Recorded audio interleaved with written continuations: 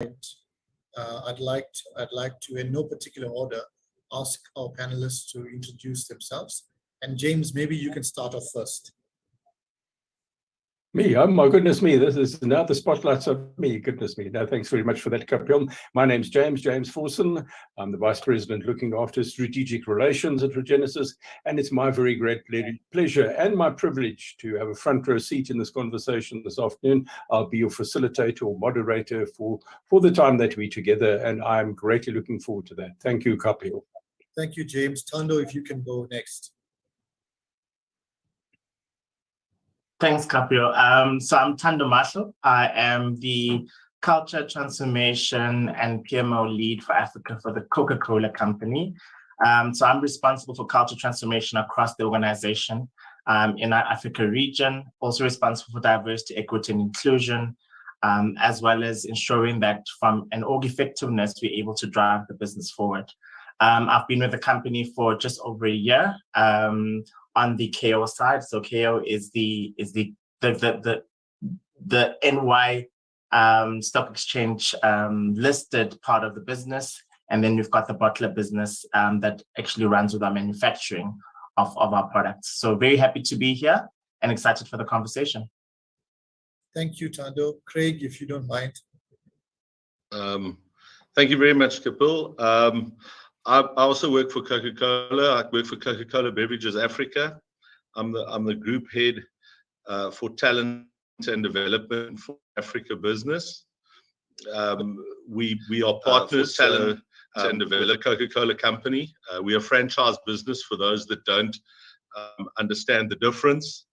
So Tando would work within the context of the brand side of the business, whereas we operationalize the organization, meaning we handle all sales, marketing, distribution, warehousing, and sales. We across the Africa footprint, we have around 20,000 employees. So we have a significant number of employees across Africa in 14 countries and expanding. So mainly in sub-Saharan Africa. My role is I lead the talent agenda for the business. As you can appreciate, talent is a critical element of any business's capacity and capability to deliver its strategy. So it's a vital part of our organization. We put a lot of focus and effort into ensuring that we not only prepare our existing managers, but we prepare our organization for future success. So it's a very important part of our organization. I've been here for 25 years, mainly in general management roles across the organization, and very excited to be leading the talent agenda for the business. Thank you for that, Craig. Appreciate it. Ravanya? Perfect. Thanks, Kapil. Hi, everyone. So my name is Ravanya. I am currently the head of HR for Turkey, Middle East, and Africa for Tate & Lyle. Now, most of you, like me, may have heard of Tate & Lyle for the first time. So Tate & Lyle is a food ingredients and food solutions business. It is no longer the sugar production business that we were, So a lot of people still understand it to be the British brand, the syrup, golden syrup, but we're a food solutions organization now, designing food solutions for customers. Our biggest customers in South Africa are currently mostly in the dairy industry. So you have the likes of Danone, you have Clover, so if you look at, I'll give you an example. So a custard needs a thickening agent to make it full and thick and creamy. My company will provide you that solution. So that's who Tate & Lyle are. I have, prior to Tate & Lyle, I've been in B2C structures. So this is my first B2B organization that I'm working for. The B2C structures that I've worked in is Mondelez and Clover. So spent most of my career at Mondelez, having rotated through different spheres of HR, spent some time in supply chain at Clover, and now I've been at Tate & Lyle for a year. Really happy to be here. And although we can't see you, we look forward to connecting with you. Thank you, Ravanya. Just interesting, do you guys also work with Coca-Cola? So I think internationally, beverages is not a big forte for us in South Africa. We are mostly in like dairy and beverages regionally in the Turkey, Middle East, Africa region. But in South Africa, predominantly your dairy. I think Coca-Cola might be an international client for us. So like an example would be Tate & Lyle provides stevia. So that could be, I mean, obviously I'm not allowed to divulge all of that, but we've got to keep some of our secrets. Sure. Thanks, Ravanya. And last but not least, we have Annalisa. Thank you. So I'm Annalisa.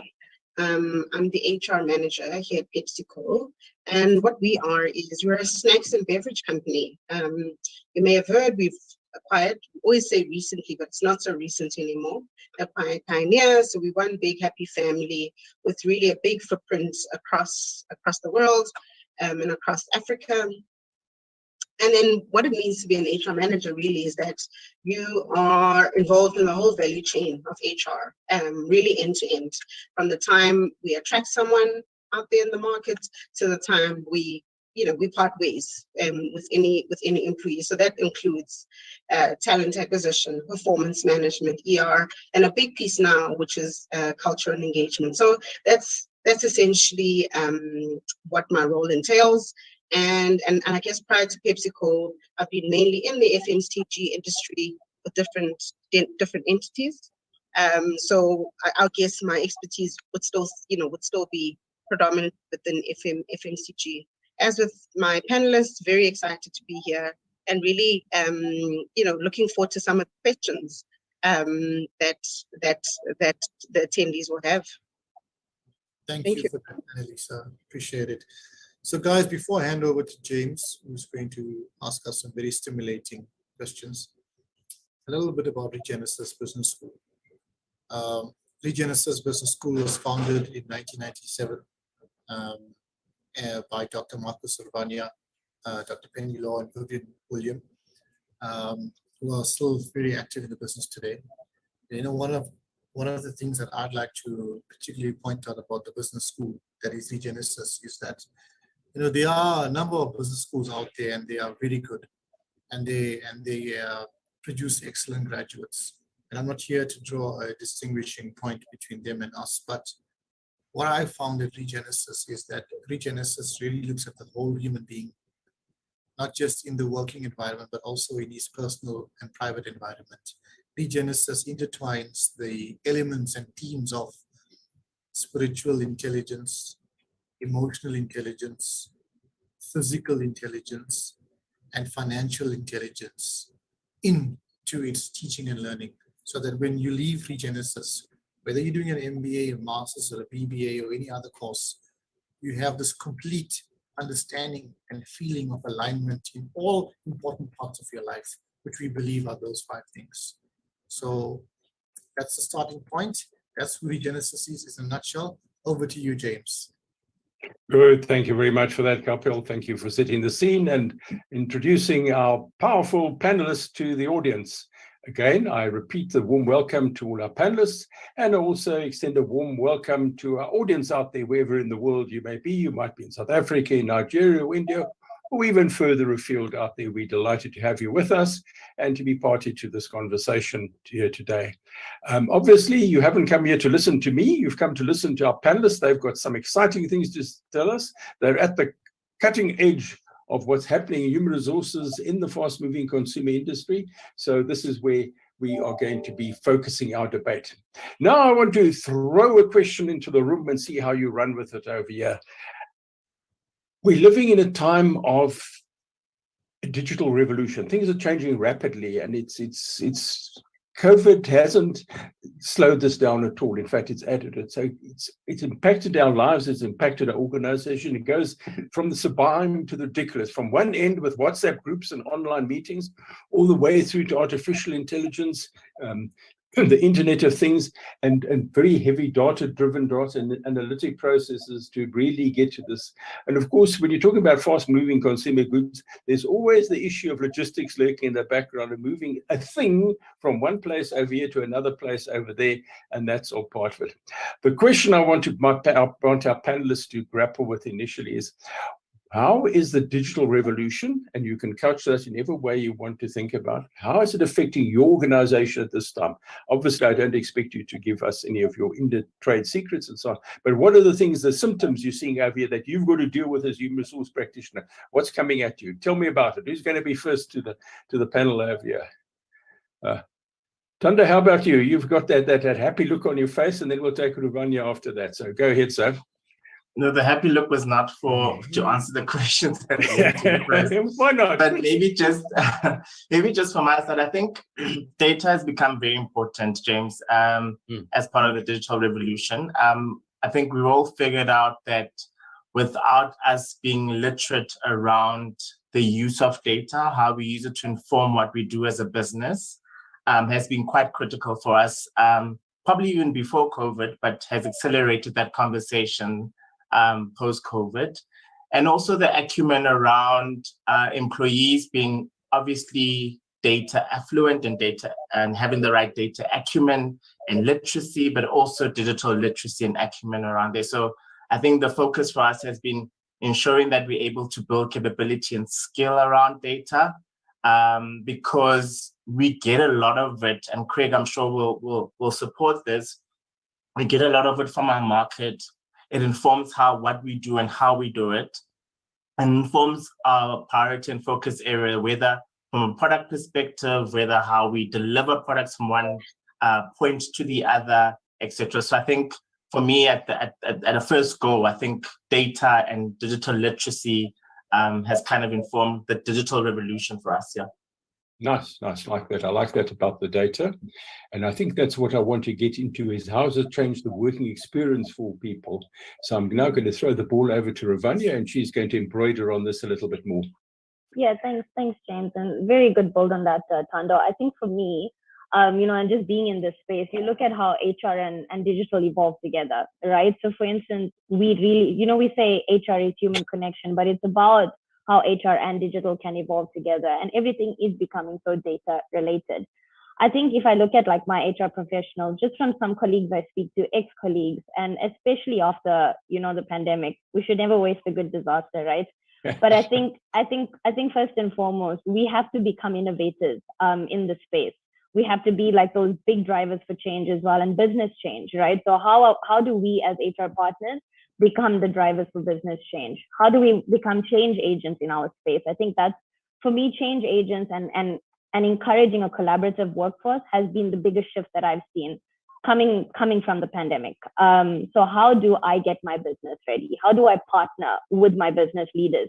I think it's, the key recipe for success here. And I've seen it. I think, if I look at myself, like I mentioned earlier, I support the Turkey, Middle East, Africa region. I sit first and foremost right next to my GM for the region. And what that has, allowed me to do is really just help grow our business. And I think what's important there is to remember is, how do we then as HR professionals learn how to grow business and not just people anymore?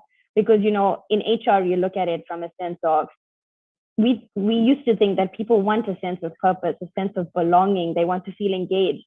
But people want to be a part of an organization that is winning in the marketplace, right? And I think that's something really key. I read in an article by Dave Ulrich earlier this year, is that people really want to be a part of a company that's winning, because that gives them stability, that gives them a sense of purpose, and that keeps them engaged. So I think it's really around how do we become innovative as HR partners and stay relevant in the field. And that is why my big point on evolving with digital rather than working against it. And I think that's really where we're playing at Tate & Lyle at the moment, is coming out of the pandemic, we've had to really reevaluate ourselves, look at what markets we're playing in and how we want to win. And hence we have gone to a predominantly food solution driven business that is geared for success. If you have some time, to look at our new behaviors, you will see we have invited curiosity. We are asking our people to bring challenge and have the courage to get on a platform and bring up new ideas. But most importantly, how do they create flow, right? So those are our 4 behaviors currently that we're operating under at Tate & Lyle. Super, thanks, Ravanya. Very nice one over there. You're asking more questions and giving us answers. So we're going to dig into that a little bit later on. I'd really like to know some of the practical aspects of innovation. You don't have to get into it now. We'll get into that. And also your 4 characteristics, your 4 attributes, your 4 values over there. I think that's something that's really valuable over there in the sense of how that takes that further. So, Ravanya, you've created a very nice platform for Annalisa now to take the debate to where she wants to take it to. Sure. So at PepsiCo, we talk about winning with purpose. So Ravanya, when you're speaking, everything was resonating with me. So, if we're looking at what digitalization has meant for us, we want to win in the market. But at the same time, we're saying we want to keep that element of purpose. So, internally, that's meant for us that we are able to do things. We talk about doing things better, faster, and stronger. And what digitalization has actually meant is that, firstly, we are able to employ such technology, for example, like in our factories. So taking mundane tasks and seeing how best we can replicate those, and also just making sure that, again, making sure that our products, anything that we produce is 100%, and leveraging technology in that respect, right? So the whole automation and the analytics that come from that is what we really leverage. And I'm just talking about, just one section of the business as an example. And if I now get closer and I think about sort of people and how that has, assisted me from a people perspective as well, we are saying that from an HR perspective, we want I'm just going to give an example as, HR business partners. We're saying that at the end of the day, we would like for everyone to think more strategically, but how do we enable it? Again, taking away all the mundane tasks, all the routine tasks, and actually having more platforms where employees can actually go ahead and help themselves. So having almost like a call center, but virtually, and having a lot of can-do that you can do yourself as an employee. And then that obviously takes away a lot of the thinking or a lot of the mundane tasks from an HR business partner, which then enables them to really focus on what is important, which we feel is thinking about the now and also looking at the future. So essentially that's that. Thando, you mentioned this a little bit just in terms of customers. It's also allowed us to get quite close to our customers. I think at the end of the day, we also have a value around, focusing on our customers, because essentially that's why we exist. With no customer base, we kind of don't exist. So it's really allowed us to really enable that piece. We're saying we want the insights. We need the insights. We want to know what's happening with our customers. How do we do that?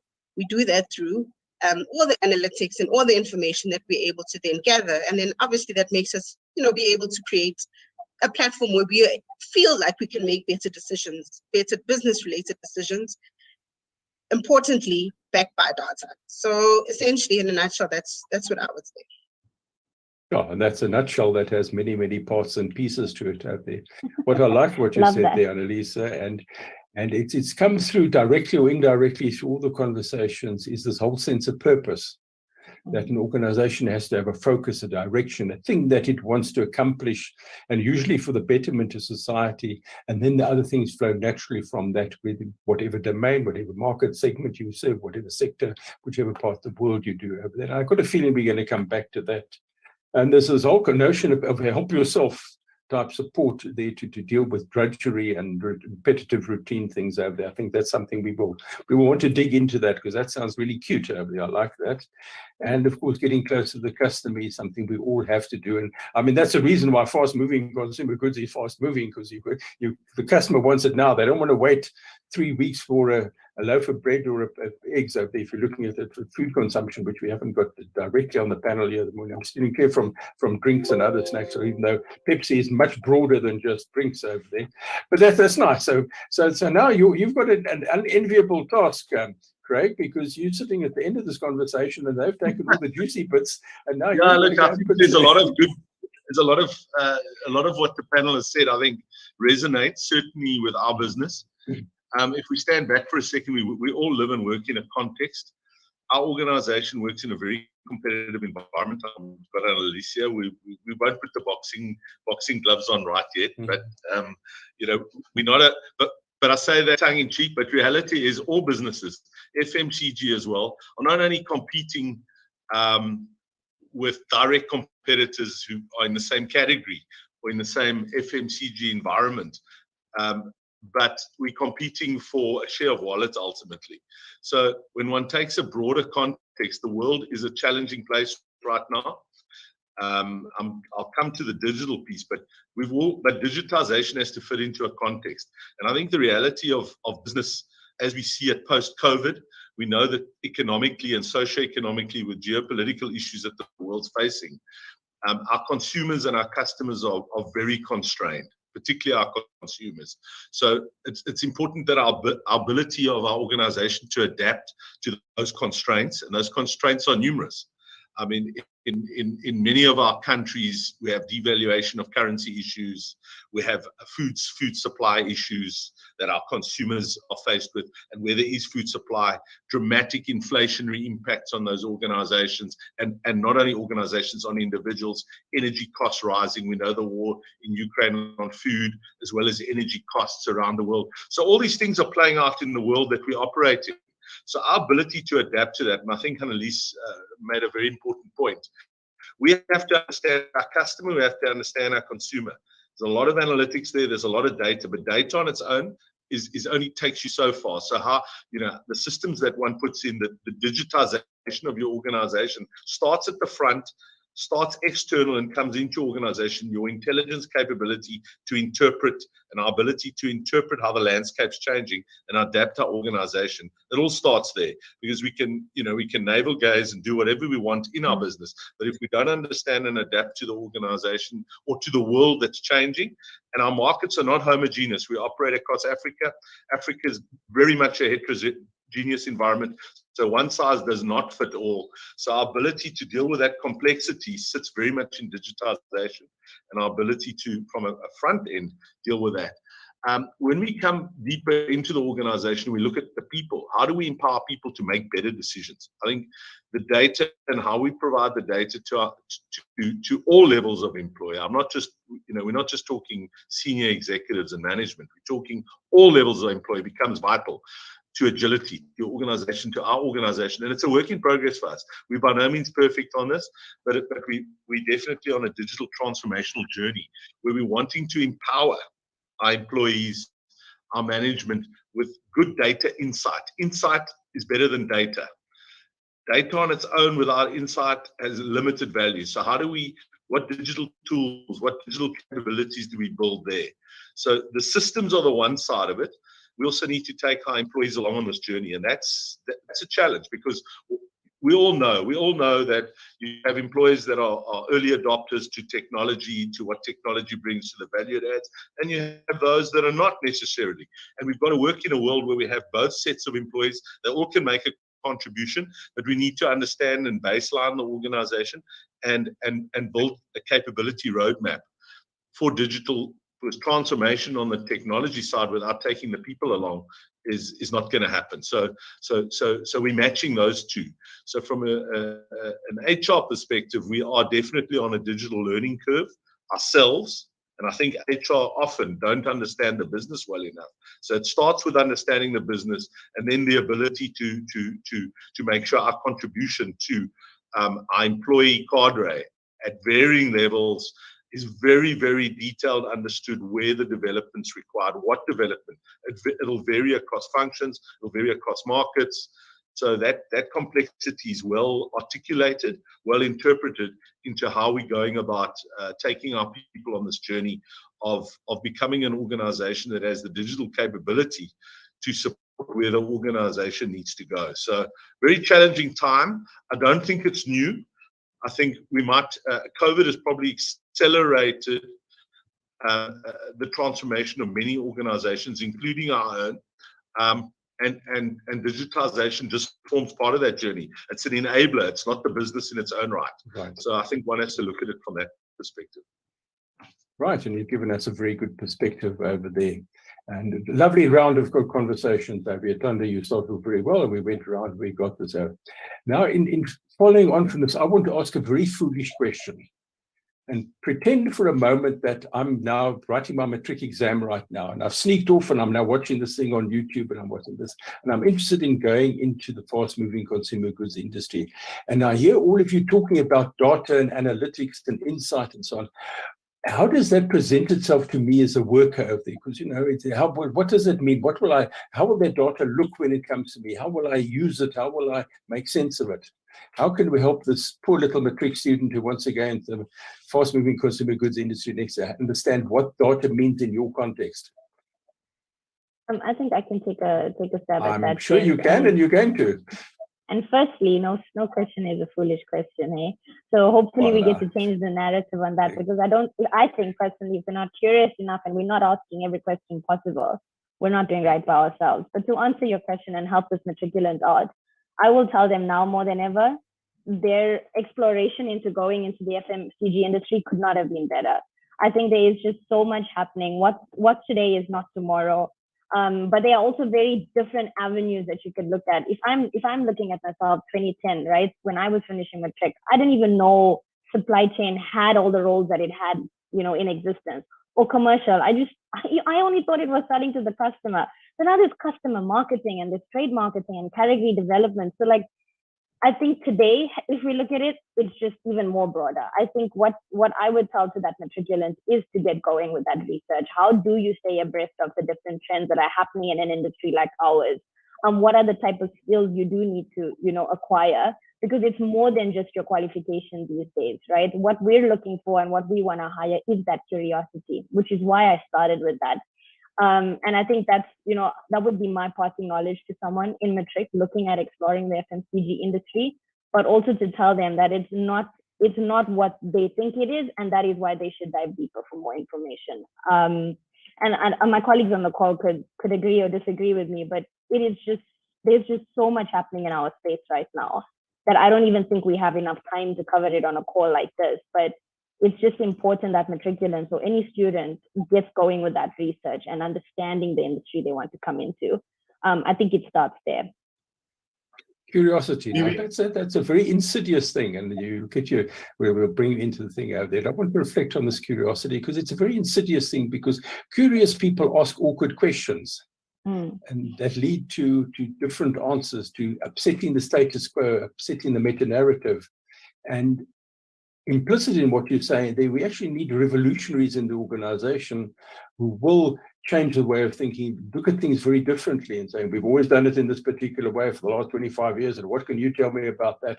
And all of a sudden it changes there. And we see this in so many other parts of our lives at the moment, and we see this as well too. Nicely put there. Thanks, Ravanya. There was somebody else who was going to take it further, and I've lost track of who it was. Yes, Tando, you have the floor. So. I think just to add to that, for me, it's telling that matriculant that in most cases, especially in this business, you interact with products, you interact with the value chain, you know it. I think in varsity, where they would be or where they're going to from an education perspective, they would learn the concepts, but also given the confidence from a curiosity perspective that most of those concepts, it is just how you're able to make them quite pragmatic and make them simple in order to execute on them. And for me, that over time, that's what we've been missing in terms of making things too complex and not pragmatic enough, and therefore being able to execute them using the data, using the insights, etc., but executing them because actually we interact with the process, the value chain, the products on a daily basis. So I think for me, just to add to Ranya's point, is just how do you make sure that you take that those concepts, etc., and making them quite simplistic and pragmatic, and using your own personal insights and then the insights of the business to inform how you execute and help the business to go forward. You made something very complex and deep sound quite simple over here. There's a lot of wisdom behind that over there, and experience and things over there. What I liked of your words over there was the word execution. I think if there's ever a word, apart from curiosity is another good word, by the way. So I hope somebody out there, students in the audience there, write these words down. They're going to make you famous if you act on these things. Execution, getting the thing done, because we often in our nature is we've got new ideas when something starts, but we don't bring it to execution and to closure over there. And that's often a problem because we get distracted with other things and nothing ever gets done, and gives a sense of lack of purpose, lack of achieving the purpose. And I just wanted to leave that in the room, and we will riff on that a little later on. Good. We're now we're still talking about data, and what does data look like when it comes to me as an employee inside one of your businesses over there? What sort of data are we looking at over here? And I'm still pursuing that little line of inquiry there. So let me jump in here, James. Data for that matric student who's looking to understand what data is and what is data science, because it's a hot theme at the moment. It's been a theme for the last 7 to 10 years. But data in the commercial world is activity, and activity is movement, right? And what is that movement? The fact that Google Maps is collecting, you live in this area and you drove to a particular shop, maybe one of the Pick and Pays or Checkers or Woolies. And when you're there, you walked into this particular aisle and you look at the Coca-Cola, what do you call those things, stand or the shelf, right? And then your eyes moved around the various soft drinks and you went to the Coke Zero option. Those are IoT sensors that are there. So data is basically movement, it's activity. And if you can collect data on anything that moves, right, you're sitting on a mountain of gold.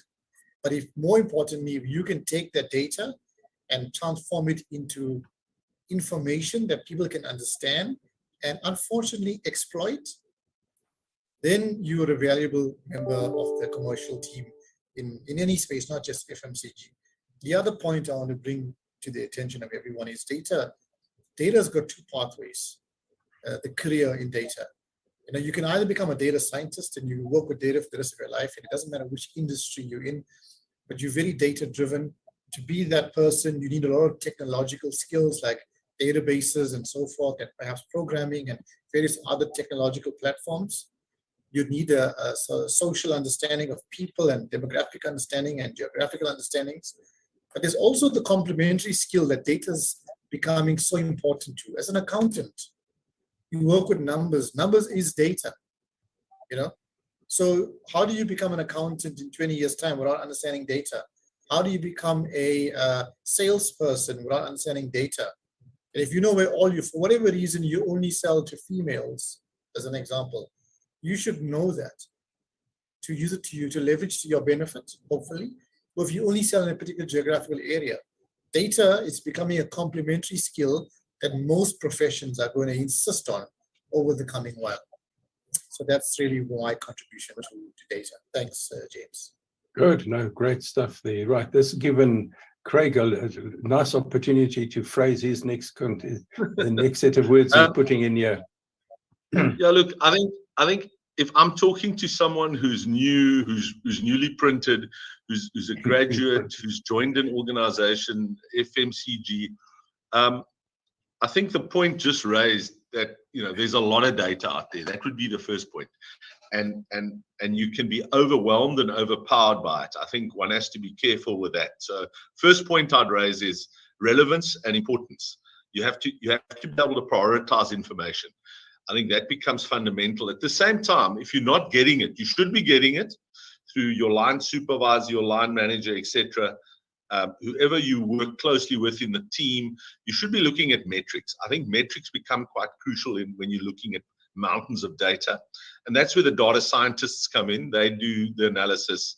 You have machine learning, you have AI, etc. that translates that into a set of metrics. So an understanding metrics. So I would be asking very pertinent questions. First of all, what metrics help me understand whether this company is doing well or not? Almost like a car's dashboard.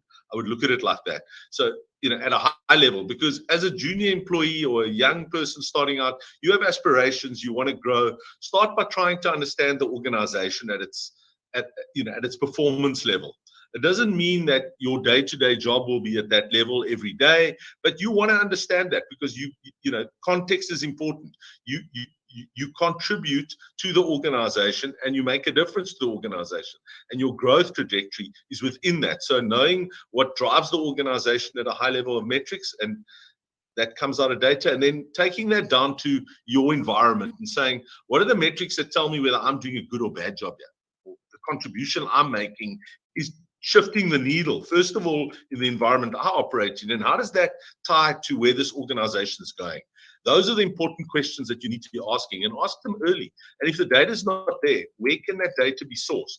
Because just working in a vacuum, there can be nothing more soul destroying than just working but not understanding how you add value. So you need to push back, and if your leaders can't give you that, they need to be able to supply you that. You know, it's important that as an employee, as someone new to an organization, you understand your value add, and metrics are the best way to do that. You know, yes, you'll get feedback. Hopefully, if you've got good leaders, they'll give you feedback on your performance. objective, hopefully, and developmental in nature, coaching, etc. But the hard metrics where data sits are important to know that you can articulate the value you add to this business and how you see that, and you can grow that out. What's the team metrics, etc. So the principal point I'm making is when you're looking at data, it's important as someone who's new to an organization to really get on top of and understand how that car in inverted commas, or that organization, what's its performance dashboard look like and how you fit into that.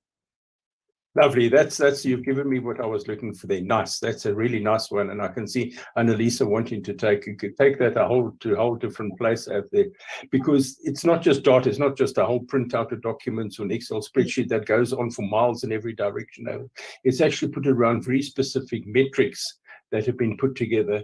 And again, this is almost an epistemological argument over here, is are we measuring the right things? Or is it actually giving worth? And that's where the curiosity comes in, is asking those questions, which all of you have put out over there, is saying that, are we measuring the right things? Are we looking at it in the right way, or putting the right spectacles on? And this is what data can do for us now, isn't it? It just explodes the things we know things about. In the old days, you were lucky if you got your income statement 3 weeks after the end of the month, because it just took a long time to do it. Now it's instantaneous, it's there, and this information is rich and powerful. And you've also opened up a question that I want to explore a little later on. It's around performance management, because you've got metrics in terms of the big organization. We're taking it down to the person over in terms of their metrics, which gives them a sense of meaning and purpose over there. And I've taken up a lot of Annalisa's time, so I'm going to stop talking now, and Annalisa is going to take it further. Thanks, James. Craig raises a very valid point, because at the end of the day, each and every employee, right, we sit with the task of solving problems, right? That's at the core of why we're all there. Doesn't matter where you find yourself, what seat you sit in. So I guess leading on what Craig was saying is, every day you should be asking yourself, how can I leverage data to solve problems? And then that kind of keeps you honest, right? Because like we're saying, you will be bombarded with a lot of data. You can sit with spreadsheets for spreadsheets. We've seen it. It happens where people are tracking almost everything. And at the end of the day, what is the value add?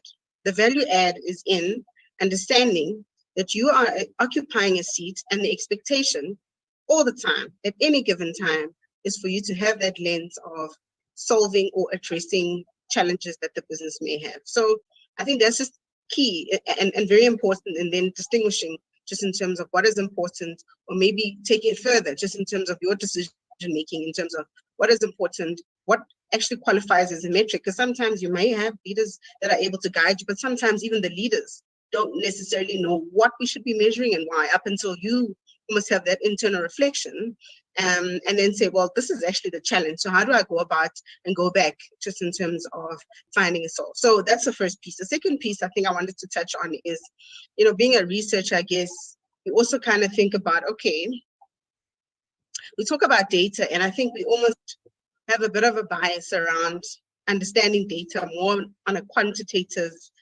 perspective. I think it's also important to understand, in questioning what is the solve, to also take a step back and understand what is the value, what type of approach should I then be taking just in terms of the data, or in terms of getting my data. Am I looking at a strictly quantitative approach maybe? Or do I need to actually look at a qualitative, and what does that mean? Well, mixed means, whatever the case may be. But I think when sometimes the trap that we sometimes fall into within business is thinking it's just numbers. Whereas actually sometimes, and I mean, James, you touched on it, performance management. We talk about organizational health. It's good to have the big data, but then somewhere there, you also need to, sort of understand what are some of the insights that I would need to get, and how do I then obtain those insights? So yeah, just weighing in just on that piece. And that's a pretty insightful way. I could just see you having a wonderful masterclass over MBA students talking about qualitative and quantitative metrics in marketing there. And I think that opens up a whole rich avenue of inquiry over there. Right, I can see just from the body language, people want to make additional contributions to this. Who's next over you? Who's going over there? I can see Ravanya, she's just at the edge of her seat wanting to say something, and I'm sure Tanda will also want to get in. Go ahead. I think everyone perfectly summarized how, and if I take it back to this metric student, right, you've got literally all the tools that were given into you, but then you need to start setting those KPIs early, not just when you're in the organization. And I think that is just a big takeout for me from all of our contributions, is that start early. I mean, I wish I had someone to tell me that, although I must be honest, I've had incredible support and good leaders, but it started I think a bit later when I was in the organization. If I could see any matriculant today, I would tell them to start now, already setting those KPIs with yourself in order to reach those milestones. Because like we mentioned earlier, there's just too much of data out there. And like Craig alluded to, you've got to know what to do with that. So I think set the KPIs already early, network yourself, really get out there, get on LinkedIn. That's the beauty about data as well, and social media. Get on those platforms as early as possible. I mean, I know that we're streaming live on Facebook right now, so we're already using social media, to the best of our advantage. But I would just give them that advice to just start now with those KPI settings and building the metrics for yourself. Lovely, good. No, thank you for that. And I think there's a very helpful suggestion to our audience out there. And you've been following the gist of where the argument has been going today, is that you can already, even if you're in school or you're studying or you're in between jobs, or you might be in an existing job, this is the way to start building it over here. And these are people who are dealing with these things all the time. So take it from me, you can believe this over here. Right, nice. Sunday, you wanted to get in there. I know you had I think you wanted to slide in under the door. No, I think it's all covered, James. I just liked Annalisa's statement around not forgetting the qualitative part of data. I think most of the time we really do. So I think it's very important that, and it's from the conversations, from the information that you get, and being able to distilling that, obviously using the quantitative part, but putting those pieces together to inform what you do and how you set those metrics is quite important. So I really like that. And what's implicit in what all of you have said over here, you've really got to understand the business. And no matter what level you are, if you're a packer in the warehouse or you're sitting in the executive suite, you've got to understand the business, and you've all got to have overlapping understandings. You can't have people have the marketing people doing their thing over here and the operations people doing their thing over here, and the marketing people sell lots of stock in all sorts of different pack sizes because that's what the customer wants, and the factory says no, we want long production runs of the same units so that we can optimize the use of our equipment over there. And so we have to have this common understanding of the business is what we're doing over here. But also you have to be conscious that you mustn't fall in love with the way you're doing things because you've done it for the last 5 years or something like that. I was privileged to be in a conversation with someone, an international speaker, business person, well-known person. He's passed away now, unfortunately, but he opened the conversation with the role of the manager is a systematic destruction of the organization. And these beautiful things we create, look at this beautiful report I've created, look at this beautiful contribution I've done. In a year's time, in 2 years' time, it becomes irrelevant because the watershed has moved on. It's moved to another place over there. And that is how we've got to recondition our organizational time, because people draw on their past history rather than what's needed for the future. And that gives me a leverage, a way of getting to my next question I want to put to all of you. How are you future-proofing your organizations? What are the things you're doing to making sure that your employees, your teams at all levels, right through the organization, from the C-suite all the way down through the organization, in your affiliates and partner companies and upstream and downstream in the value, how are you future-proofing your organization? What are the things that you are putting effort and time and money into? Talk to me about that. I think Ravanya is ready to go. He'll love putting us on the spot. Just give this a thought. So I think right now, if I look at my company, right, so Tate and Lyle, I think our biggest focus now is strategy, innovation, and how we win in our markets, right? And then we have people at the forefront for all of that. So it's really creating that platform to innovate and allow for innovation, because I think it's such a big term we throw out there, right? But do we give our employees the platform for them to come forward and innovate? And I had the opportunity, just last week, I attended the CHRO Awards, and Tendai Vicky was there. So he mentioned something that stuck with me, and I think it was one of my biggest takeouts of the night, is that companies are starting to reward failing, right? for ideas failing. And I thought that was so profound, you know, giving your employee that platform to bring forward their idea, right, to innovate and give us a solution that's going to take our company forward, but also saying to you, thank you for trying. This idea might not work right now, but here's your reward for it. And I think that is something that we all, you know, need to aspire to as companies, is really creating that platform for our people to come forward and innovate. Because I think I mentioned earlier, sense of purpose, sense of belonging, engagement is important, but our employees want to be in a company that is winning. And in order for us to win, we need to all feel comfortable to fail, right? And I think that's one of the most important things I'm seeing in terms of what's trending now for innovative spaces. And the other is, you know, really around, you know, what does it mean for me as an employee, and how do I take that forward with my employees? You know, how do I train you and upskill you rather than the other way around? Because you're already here because you're bringing the value, but how do I build on that for you? I think, you know, that's really key about what we're looking at in Tate & Lyle. So I think, yeah, I would give those contributions for now and allow my colleagues on the call to vote. What a lovely concept, reward failing.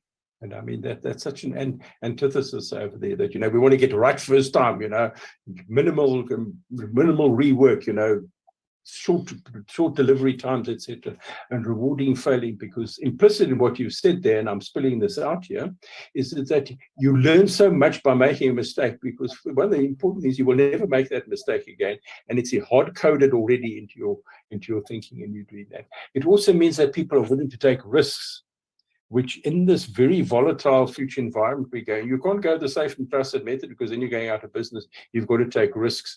And if you're going to encourage your employees to do risk, well, then you've got to be comfortable with them failing. And maybe that's the wrong word to use. You can get another term around that, part of a learning thing over there. Nice, I like that. We were still talking about future-proofing our organizations, and there's lots more to be said on this. I can see the body language just at the edge of their seats. They want to talk to me.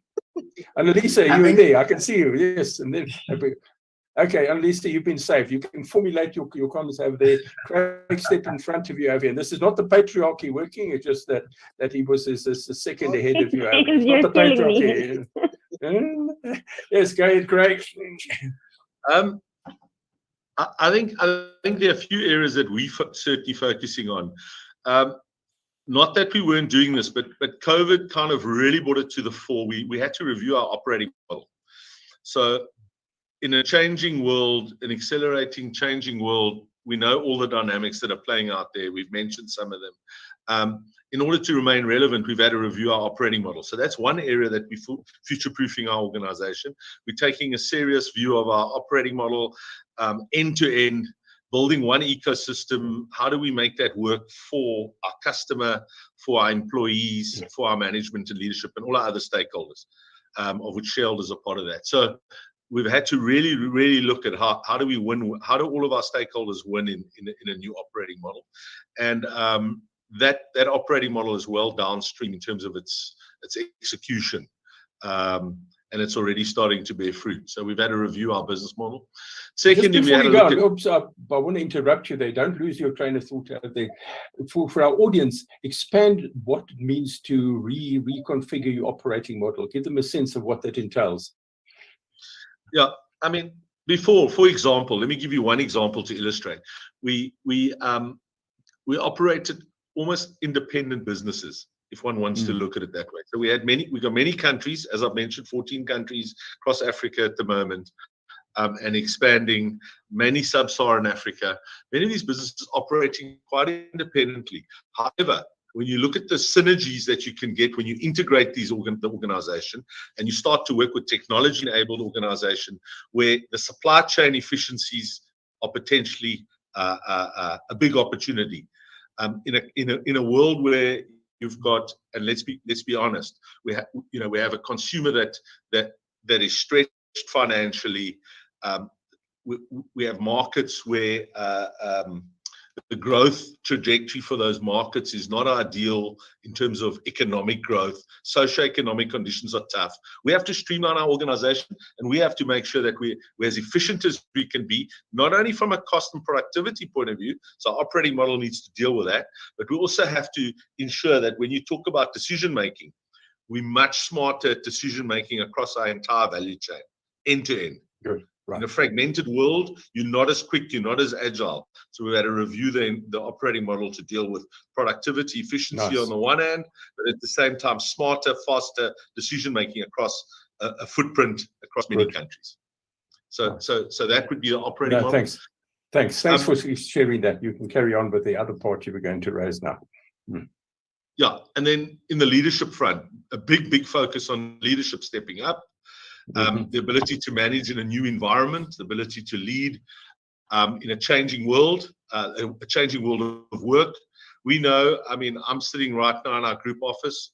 There's probably 5 of us here right now. People come and go out of our group office.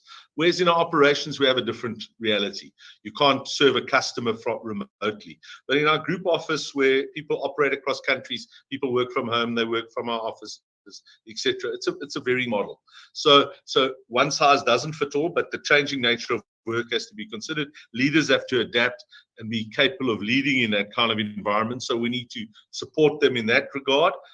And over and above the changing nature of work, really ensure that we accelerate leadership development at a bespoke, customized level, not just generic printing of people through courses and programs, but really looking at their individual needs, bespoke development at varying levels across the organization. So that's another area we future-proofing our business.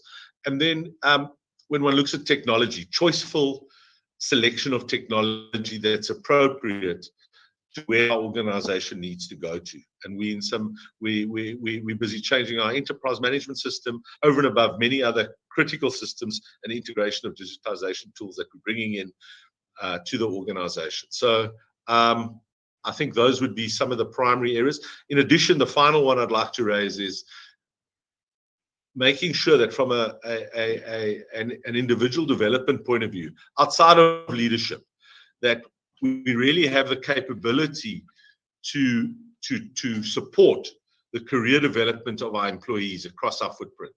And all the work that we're doing in that space is definitely supportive. A lot of it is digital, a lot of it's online, but we also have employees that don't have access to digital. So we're having to think about and we're having to deal with those realities of how do we develop, how do we grow our employees and offer them the opportunities that they need and they demand in terms of their career path. So those are some of the areas we're focusing on. Nice. I want to dwell a little bit on what you said about bespoke learning, because this is something we're seeing at Regenesys. And years gone by, you put dozens of people through the same course, you churn them through.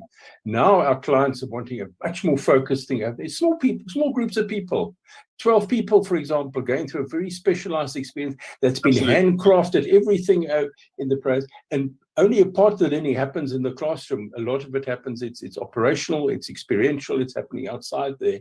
And that, I think, puts a challenge both on human resources function as well as managers, not to say, oh, well, you're not doing that so well, go and do this course. There's an expectation the manager to actually fulfill that mentoring, support, developing process there, which I think is a new thing for a lot of managers and is going to, especially in a remote working environment, requires a whole new set of skills and understandings over there.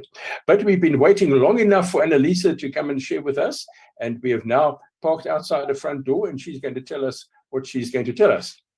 Thanks. So Craig has really covered a lot of the focus areas. Oh dear. If anything, I possibly want to weigh in more just on the employee engagement. So it's become a very, very, very important lever for us, because over and above, ensuring that we're an attractive employer, we need to make sure that employees that we do have, because the talent pool is big, but when you start looking for the best of the best, you end up having a war for talent.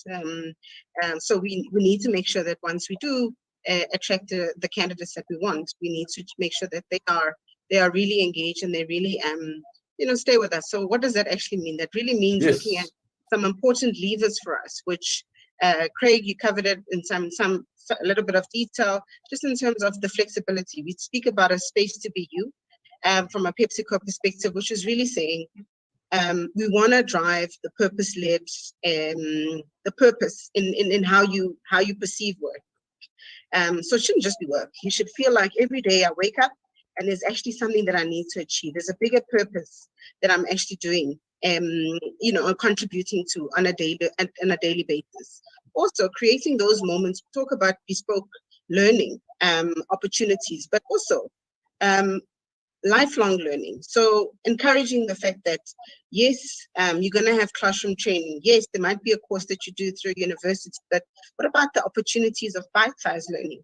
I could be working on a presentation and, you know, I'm just looking to find out a little bit more around, I don't know, strategy.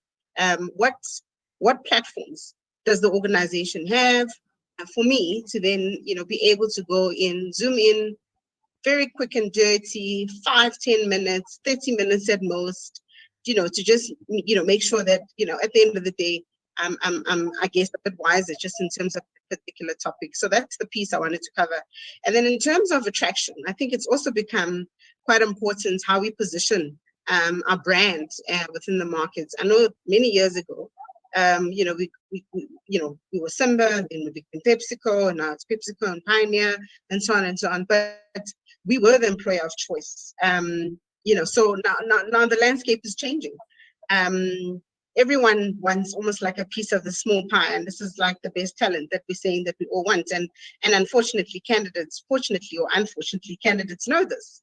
So we've now been quite deliberate in terms of how do we position our brand in the market. Does it mean we need to have more social media presence? You guys will observe that we've been a little bit more active in terms of that. We've got influencers now. We're also looking at, you know, making sure that whatever you then experience, just from a branding perspective, is somewhat aligned to what you then experience when you then join the organization, because there's no point having this grand, you know, exhibition, I guess, because that's all it is at that stage of what the company could be. And then when I land, that's not what I experience. So just making sure that there's some common ground in terms of what I see and what I then get to experience. And then most importantly, also just understanding that people want to work for brands that are familiar to them. So how do we already very, very early days create that connection with you? So you feel like this is not just a business. I know this business. PepsiCo, I kind of can imagine myself. I can kind of touch the culture. So how do you start creating those moments where you have those sorts of engagements? And it really starts with some of the social engagements that you end up having. And I mean, I call them social, but it's more CSI if you think about it. So where are the opportunities? We've got opportunities to start getting involved, for example, with breakfast programs. So already there might be some fuzzy feelings. I remember this brand. I used to see Sasco when I was growing up at our school, you know, and maybe I saw Bacomo bringing breakfast and so on and so on. So how do we create those linkages or maybe emotional ties, I would say, to brands from a very early age, because then it kind of makes the sell, inverted commas, a little bit easier when you get older. This is a brand I can recognize, I remember the Chippy ad or something like that. So really just looking at some of those levers, really more examples than anything else. Yeah. Nice one. Talking about connection, talking about emotions. And of course, we're dealing with Generation Z out there who are very connected, who before they even think of approaching a company, they've done their due diligence. They've looked people's profiles up on LinkedIn. They've looked at what's on social media. They've looked at the advertising, etc., etc. And they've already got a very good understanding. Is this a place I want to be involved with? And then, of course, there's the ethical dimension to this, is that people don't want to work for an organization that is tainted in some way. And that seems to be a very important part of that. And that is both your brand must be credible in terms of the value offering, in terms of the product itself, but in terms of what you stand for, in terms of your contribution in society. And those are things that become very much more important rather than just price. Price is often important, and we certainly in these hard times, but there's price and there's a sustainability component to this, and whether it's social sustainability, economic sustainability, or just the good value ethics over there. Just something over here I want to throw out in the group over here, and it's in a webinar we did early, right at the beginning of this year, of a Nigerian company with COVID, every lockdown, working from home, etc. They put together a compendium of a couple of dozen YouTube programs, and they said to the employees, right, you're sitting at home, you can't really do things there, go and work through these YouTube programs, and they will give you insights into what we're doing about that. It brought a massive success around that, because this was just employees had the opportunity to look at this. They were back from the standing back from the workplace. They were able to do that, and that for them worked very well. They a very simple solution and a very powerful for them. It worked in their industry and their particular environment. And those are some of the clever things that we need to do that, because as we all know, is if you watch YouTube long enough, you become an expert. So that's one of those things out there. Good. We're coming to the end of talking about how we future-proof our organizations. Was there something there that we haven't given attention to? I'm just looking in the room. I'd like to make a comment, James. Go ahead. Yeah, I've heard some really nice themes from everyone. We heard about agents of change. We heard about the macroeconomic issues globally and in Africa. We heard the importance of data. We heard about winning and putting the customer first and having a sense of purpose, right? These are very salient points in not just FMCG, but in most businesses. And if I had to extrapolate all of these things and all our little initiatives in HR and other areas to the very end, let's say 10, 20 years from now, is it not the fact that we're all just trying to work for that little bit more margin, right? And people are always going to be secondary to that, number one. Number two, to get that margin, we've got to adopt digital. And that's what digital is doing for us. Technology is creating more margin. And what is the balance between the people, right, and the margin? And everything, let's be honest, everything else in between just facilitates either making people happy, retain or leave or sad, and making your margins. So ultimately it boils down to those 2 points. And I just wanted to put that comment out there.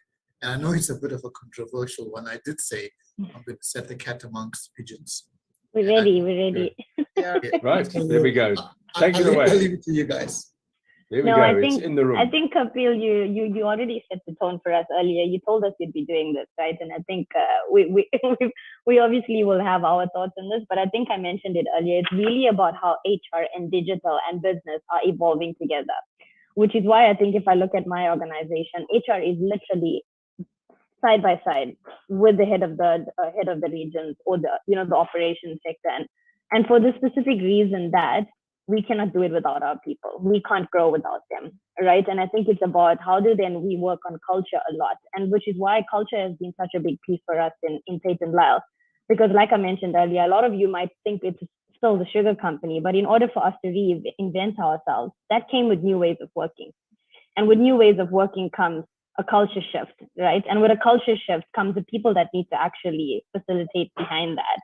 So I think for me, it's about how we all plan to evolve together. And I think keyword there is planning, because we cannot make assumptions anymore. As HR partners, we really need to work alongside. And in Tate & Lyle, like I mentioned earlier, right, when we look at our culture and the new way of working in the shift and who we've become after reinventing ourselves, we have invited the 4 behaviors of curiosity, challenge, courage, and creating flow. Because without all of that, you're not going to hit that margin. You're not going to have people that get you to that margin, and neither you're going to have a company that's relevant anymore, right? So I think it's just key for me to leave this with you is that we can't make that margin without people, and technology is not taking away people. Yes, human resources means human connectedness, but it's the people that are going to drive that AI or that machine learning or bring you the big data that we need. It's going to be us that design that and say, so I, as an HR partner, I'm going to tell you what I want that AI to do, which is why as an HR partner, I'm going to need to evolve, my skill set, but it's again, done together. I was on a panel 2 weeks ago where they asked us, is technology replacing HR? The answer is no. We're evolving together. And I think now if you look at it, 80% of Harvard business reviews are all HR related for that specific reason. Is because the focus is on how do we evolve together with people. So I've got confidence now that we're evolving with the digital platforms and not against. Hopefully that gives you some food for thought. No, no, see, there's good food for thought. I think. Just for our audience over here, because I think I'm pleased you cycled back to your 4 values. Could you repeat them again? Because I think folk in our audience will want to listen to that and go away and think about that. So if you could just encapsulate them for us. Yeah, so like I mentioned, at Tate & Lyle, we invite you to be curious, right? So bring forward curiosity. We invite you to create challenge, right? So we give you that platform to bring about challenge. We also invite you to be courageous in doing that. And then lastly, how do you use all of that and create flow? So what is the consistencies? How do you sustain it? So those are our 4 behaviors. It's very new. We introduced it this year with the new culture shift and new ways of working. I think it's just very personally resonating. So it's something I'm very proud to call out. No, we are proud that you could share it with us, and I'm sure that's going to make a difference in somebody out there in ways that you've never envisaged possible over there. So thank you for that. But we are still sitting with Kapil's challenge he threw into the room. Who wants to take him up on that? I love the way Kapil is sitting, by the way. I'm like, he's waiting for us. I wanted to make another comment. I really like the way Craig was sipping on a Coke during this entire.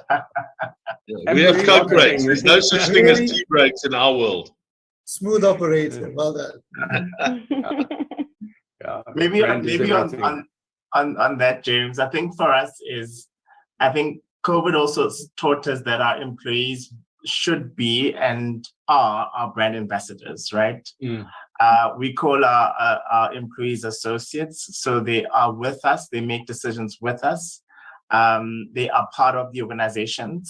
They are leaders in their own right. So they lead that digital conversation, that transformation, etc. So I think they're a critical part of the organization and a critical part of raising the margin and putting all of the components that Vanya was talking about around digital, people, and the business all together. So for us, it's really how do we ensure that we create the right behaviors, the right routines, the right habits in order to make sure that we are making them brand ambassadors of our products. I think, I can't remember who said this, I think it was Annalisa, in terms of when you grow up with our brands, all of our brands across the call, or with the panel members.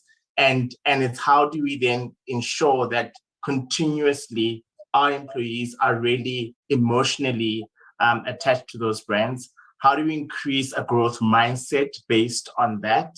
And also, I think also one of our behaviors is around curiosity as well. We've really focused around how do we enable our associates to ask the questions rather than providing the answers, right? So I think we've pushed that agenda a lot in terms of enabling that curiosity. But I just wanted to say for us, it's really how do we ensure that our employees are brand ambassadors? They're the ones that are going to sell the product in ways that even a marketer can't.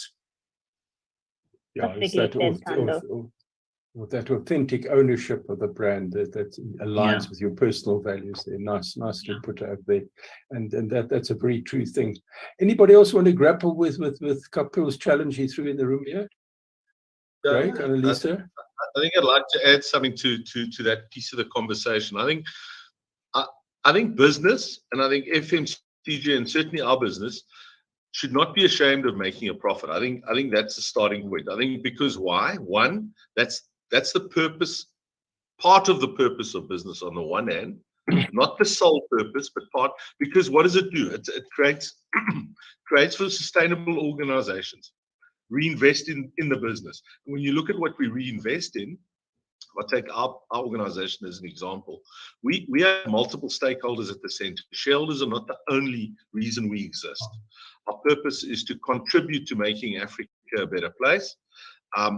We certainly are not naive, and certainly we're humble enough to realize that we can make a contribution and want to make a contribution to the markets we operate in. So I think when one looks at margin, it's not purely about margin. It is definitely about contribution.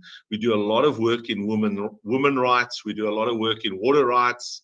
We do a lot of work in cleaning up the environment, certainly from a PET plastics perspective.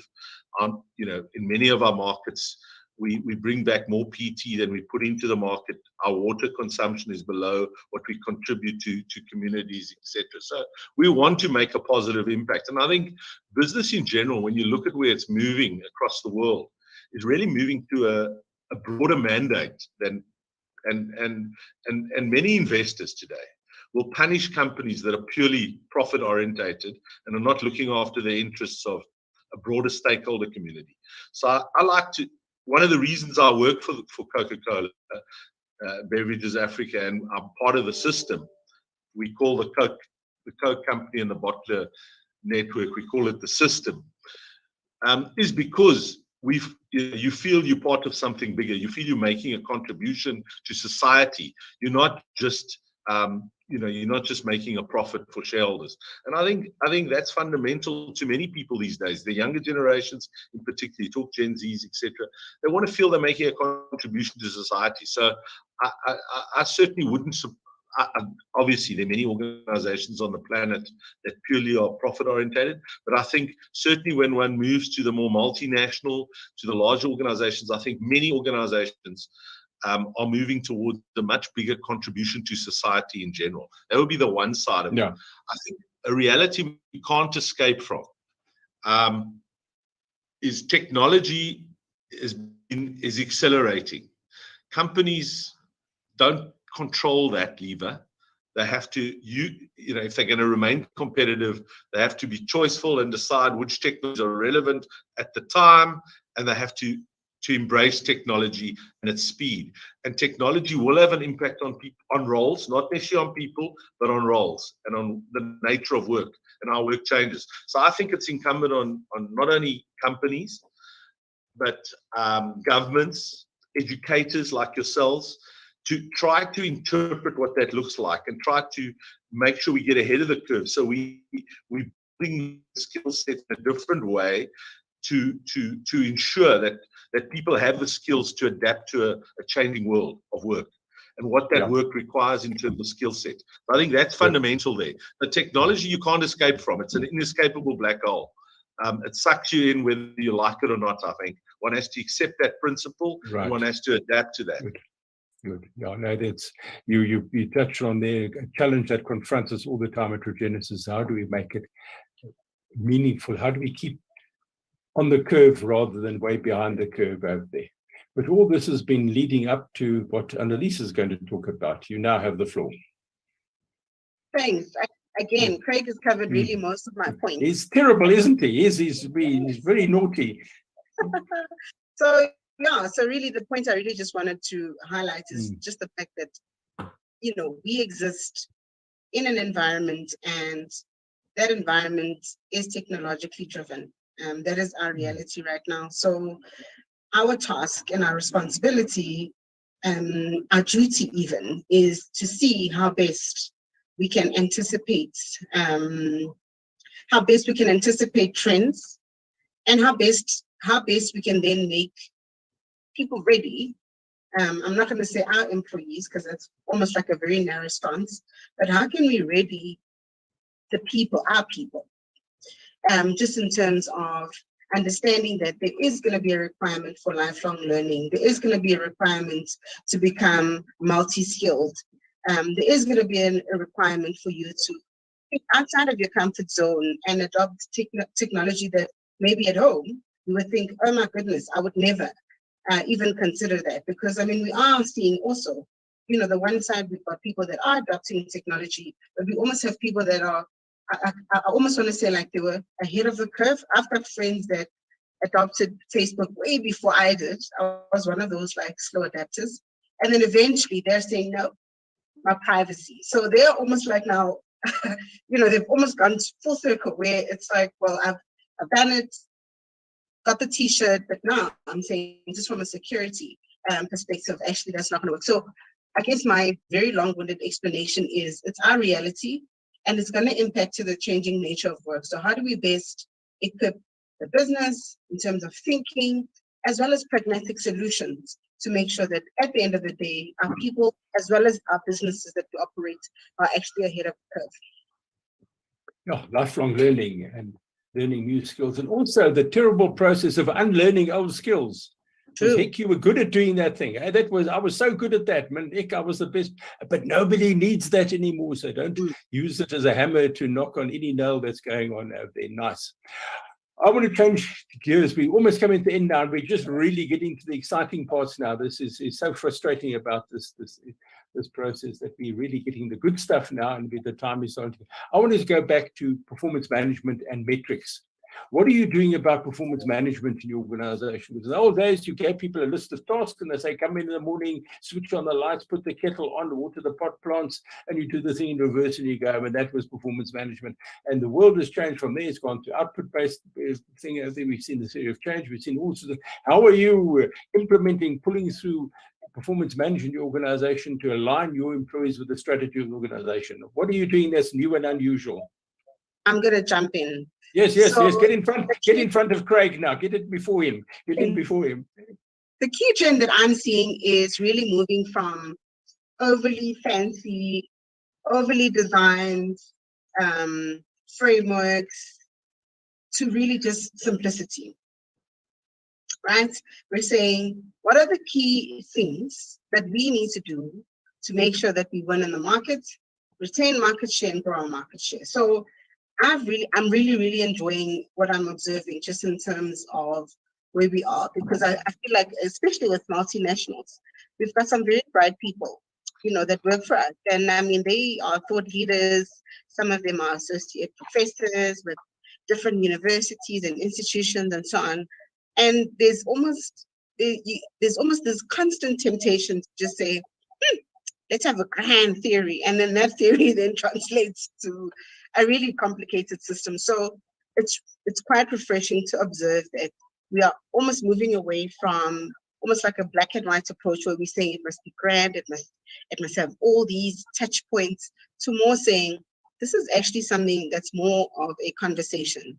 It's basically saying, are you clear on a day-to-day what it is that you need to do? And also, let's not focus also on the day-to-day. Let's have a good balance between your day-to-day, but actually in terms of what you need to do medium term, long term, and is that now driving the strategy of the business? So really, without getting into too much detail, for me, it's just really just the simplicity that I'm seeing in terms of firstly performance management, because like I'm saying, initially, if I just think about 10 years ago, it was almost like the introduction of all these fancy systems, I'm not going to name them, and it was almost like this preoccupation of saying, this is great, like what else can we do? Whereas now it's almost like, no, let's really just focus on what it is that's going to drive performance and how we are going to accurately be able to measure performance, because there's too many things happening. Focus. Yeah, that's my focus. You said a very important word there, conversation, and that for me is always the basic. Good performance management starts and ends with the conversation. The paperwork, the ticking forms and scoring out of 10, it's almost irrelevant. It's a conversation, it's a regular, but not conversations in giving instructions, it's conversations in talking. What's happening here? Why are we doing this now? What system produced this problem? But I'm taking words out of your mouth. Who's going to be the next to talk about the exciting field of performance management? And stepping up the microphone, we have Ruvana. Yeah, so I think I'm very passionate about this space as well. And, to build on what Annalisa mentioned, I think it's really important that simplicity comes in. The trends I'm noticing, and I think even when joining Tate and Dial, it's really just about the conversation. One thing I'm loving when I joined is that our ratings have gone from the 1 to 5 achieved, meet expectations, to 3 beautiful terms in working wonders, working well, and work to do. And I mean, that's how profound, right? Like, I'm sorry, I'm actually at my parents' place. That's the beauty of technology as well. I can operate out of Durban, managing a big region, and my mom's cooking me a meal plus getting a phone answered. So I really apologize for that. But coming back to it, I think it's really profound about having, those 3 ratings: working wonders, working well, and work to do. So you're not telling an employee, you're below expectations.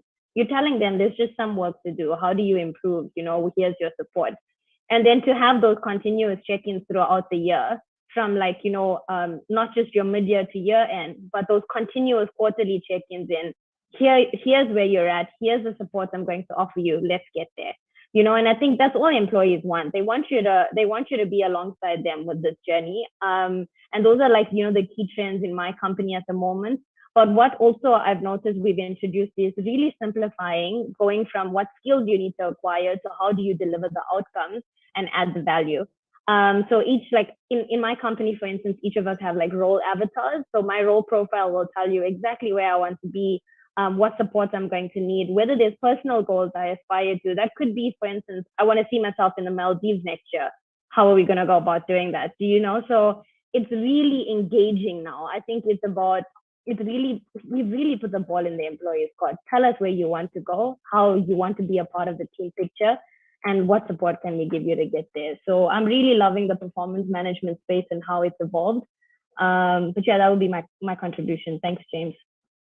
Yes, be alongside your employee rather than being the boss who gives instructions. I think there's something to take away there. Right, Thando, let's sneak you in front of Craig for all sorts of political reasons in the Coca-Cola environment, and we can say that he doesn't say all the things that you were going to say. So Thando, go ahead. I'm sure we'll be aligned. Just I think for us, it's just in addition to what Annalisa and Ruvanya said, it's around enablement. We've termed our performance management to just how do we enable associates to become better at the job that they do. Like Annalisa said, the strategy is set, our operational plans are set, how we do business and how we go to the market is set. It will change and we need to be agile and curious around it. But how do managers or teams enable each other in order to perform in the market and perform as individuals and teams? And that has become a very important aspect of performance within the organization. In addition to that, I think what we found is that feedback has become extremely important. Upward, downward, peer feedback, network feedback, feedback from people that you don't necessarily engage with on a daily basis. How do we create an environment for that feedback to actually take place? And how do we use it as an enabler for people to grow and thrive in their careers as well? So just in addition, I just wanted to add that, James. Nice, good. Now we're going to hear from Craig. Go ahead, Craig. Look, we see our perform process as quite an enabler to delivering the organization, from not only the organization's objectives, but it also also talks heavily to what the individual development looks like. So when you look at those two things, the two areas we focus heavily on are objectives and making sure there's a translation of those objectives for relevance right down as deep as we can go in the organization. So goal setting becomes crucial, how it's done, and that it's done very deliberately and translated. So that's one. Two, that our leaders don't rely on tools, an over sophistication of tools, but they have coaching ability. It's a work in progress. We by no means perfect at it, but it's an area that we're putting a lot of effort into to ensure that your leaders have the ability to deal with difficult conversations, at times have judgment and the ability to be empathetic when required. It's not black and white, just deliver the goal or else your head's on the chopping block. There may be many reasons a goal's not delivered. It may be the individual, it may be the organization, it may be blockages that need removing. There are multiple reasons why an objective might not be achievable. And we need our leaders to be a lot better at coping and dealing with that. So for us, it's those two things, making sure goal translation, because you get that right, you deliver the organization and the individual feels like they've got a purpose. And secondly, you ensure that from a leadership point of view, your managers can facilitate the right conversation. So for us, those are the two big things that we're focusing on in the performance management environment. And big James, things I'd like are. to sneak in one last comment. Yes. Sneak in the door there. Yes, go ahead. Tell us. The other refreshing, addition to performance management is something that really speaks to the individual. It's basically saying, as a person, you are whole. We talk about work-life integration, but how do we actually make it to life? How do we bring it to life? How do we ignite it and keep it real for our employees? So one of the things that we've now introduced about 2-3 years ago, maybe we thought COVID was coming, maybe we just knew. So one of the key things that we had is really around one simple thing, which really looks at you as a person. It's basically saying, as Annalisa, what would be the one or two things that would make a huge difference just in terms of how you integrate well with work? So they range. It could be something around the fact that I have a hard start, for example, on a Wednesday, because or hard stop on a Wednesday at 3, because at 3 o'clock, I then take my son or my daughter to guitar lessons. That makes me a better individual at work, because then I don't need to think, oh my goodness, is he then or she going to make her classes and so on, and have very unhappy customers again at home because now they haven't gone for their guitar lessons. I mean, that's just one example, but I don't think we grasp how powerful just having like something like that is, so that when you sit down and have those conversations, hey, how's it going with your gym goals? You were saying that, you know, you're able to start work only at 9 because every morning you're going, how's that going? How's that type of thing that really speaks to the individual. So really, I've seen that as a very great value add in terms of performance management, and also just brings a little bit of a softer element to it to say, yes, we want you to perform, but how does it actually look like for you from a work integration perspective? Lovely, lovely. Nice point on which we're drawing the end of the close, because the time has caught us here. We spoke about bespoke learning early on, and this is a bespoke psychological contract of employment. And sometime, Kapil, we're going to have to explore this in more detail, because I think there's a rich vein to do there. But for me, I'm going to hand over to Kapil to close in a couple of seconds. But for me, thank you all of you out there. Thank you for the panelists for being here. It's been a fascinating, insightful, demanding conversation, and we must do this again sometime. Kapil, over to you. Thanks, James. Yeah, you know, I just wanted to say it's been so fantastic listening to our panelists' views and opinions. You can't imagine the joy that we get as Regenesys just to simply imbibe and absorb industry experts' values, experiences, solutions, problems. It's really, I tell you what, and for that reason, I actually didn't get enough. I'll be honest with you, James. I wanted a little bit more. So what I'm going to do is, you know, we're going to give you guys a gift. So we've got a book that we'd like to give to you, and it's a book by our founder, Dr. Marco Salvania, and it's got many anecdotal things that could be relevant to any part or any time of your life and work. But I want to hand this to you over lunch, and you know, we won't do the arrangements online, but I'm going to extend an invite to all of you individually. And I'd like to hand this gift over to you guys. And let's perhaps contemplate and deliberate a little bit more. Why? Because you know what? The more you expose yourself to other views and opinions and cultures and norms, you'll be amazed at how you would grow and improve and evolve.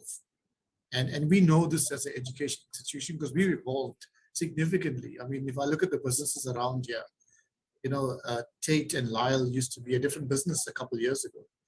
Coca-Cola, I mean, we all know the beginnings of Coca-Cola and how they've moved and transformed their business from so many different angles. And what to say about PepsiCo, you know, these guys have been around for as long as Coca-Cola and, you know, acquired so many businesses and have been nagging at Coca-Cola's heels for generations. So, you know, you guys are captains of industry. It's literally not in your space there. It's literally very few guys, or if not nobody ahead of you. So we really value that. I want to see you guys again. I want to chat to you guys one-on-one. I will extend an invite. It's been an awesome experience. I wish you all the best. And thanks, guys. Thank you very much. Thanks, Kapil. Thanks, James, for inviting us. Thank you very much. It was awesome. Thanks to the panel. Thanks, James. Thanks, Kapil. Excellent. Thank you. Been fabulous. Well done. Thank you so much. You've been generous with your time, and we do appreciate that. Now you've got to go back to the real world. We look forward Bye, to seeing everyone. you, Kapil. Take care. Bye. Thanks so much. Bye. Thank you. Bye. Bye.